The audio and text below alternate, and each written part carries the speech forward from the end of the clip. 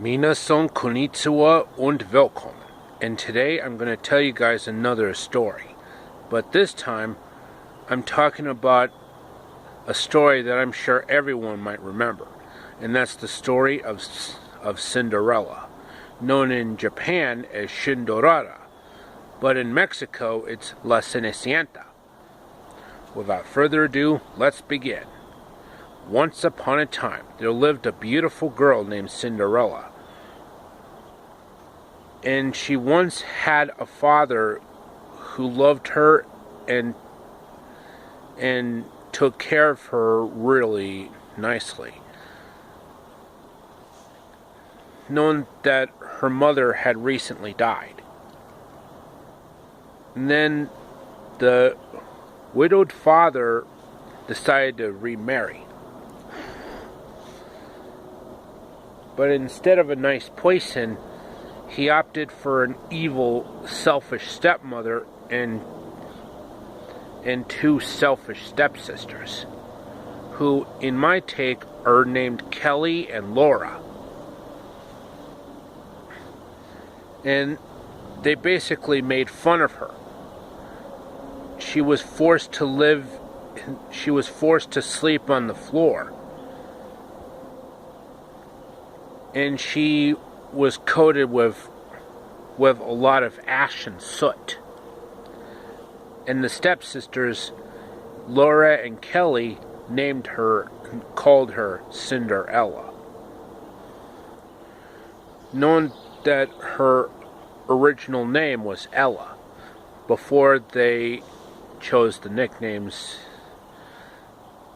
for the main protagonist herself, Cinderella. La Cenicienta. And the only friends she had were two mice named Ludwig and Yoshi, and two lizards by the name of Jean-Claude and Lorenzo, and a talking bird by the name of Terence. One fateful day, the invitations have been sent out for a grand ball to be held at the king's palace. And the invitation says all eligible females must attend. But Cinderella knew that she had nothing nice to wear compared to her evil stepmother and two selfish stepsisters, Laura and Kelly.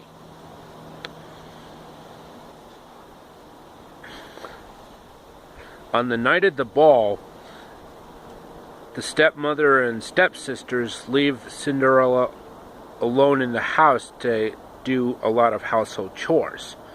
So, at this point on, all she could do was cry.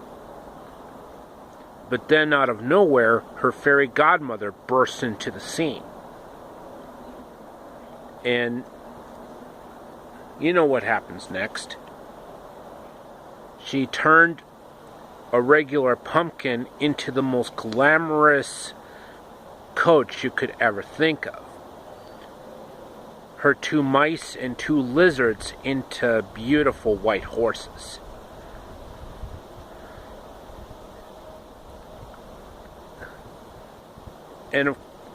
And she also turned the bird Terence into a coachman. And all that's left was the dress. And the fairy godmother turned Cinderella's dirty rags into the most beautiful, most glamorous ball gown you could ever think of.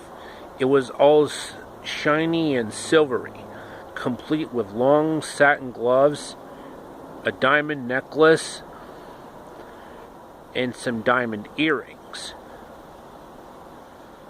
But her fairy godmother told her that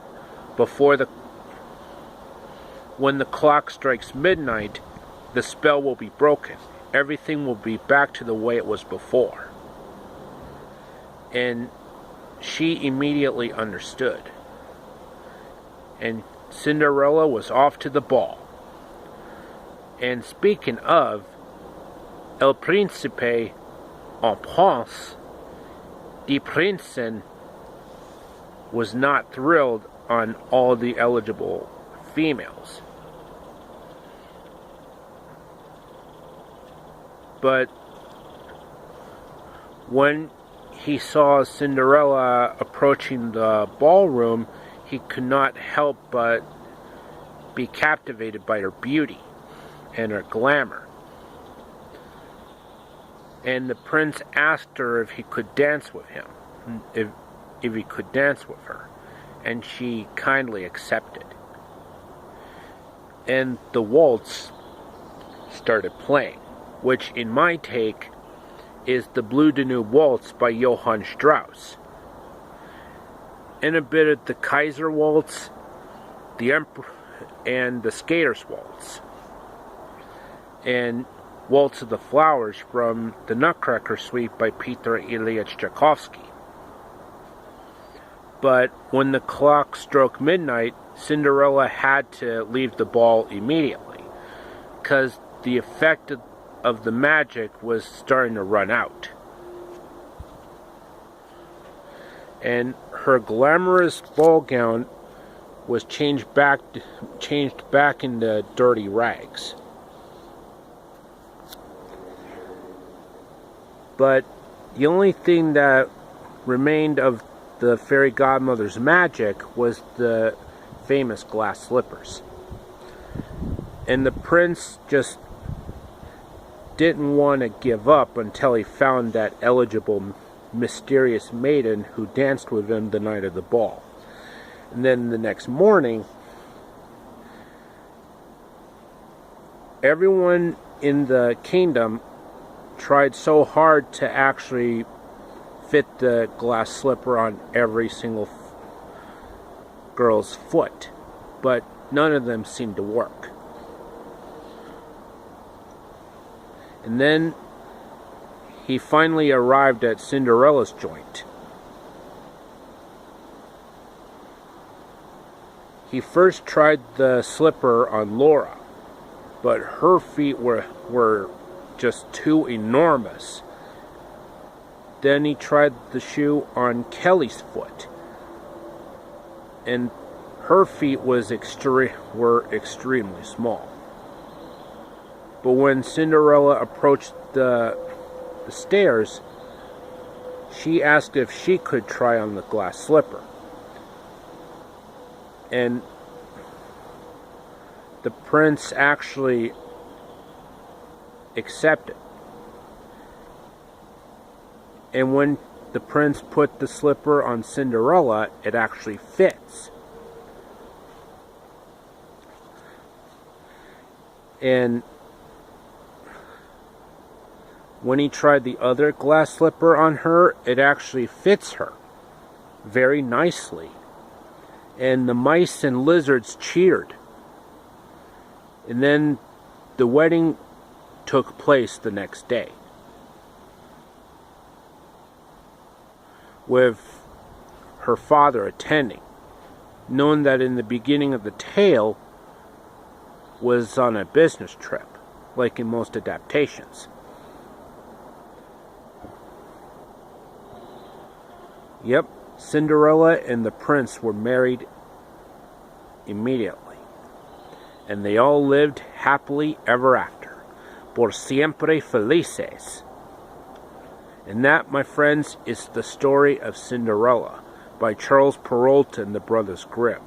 I highly recommend you watch the Disney cartoon from 1950.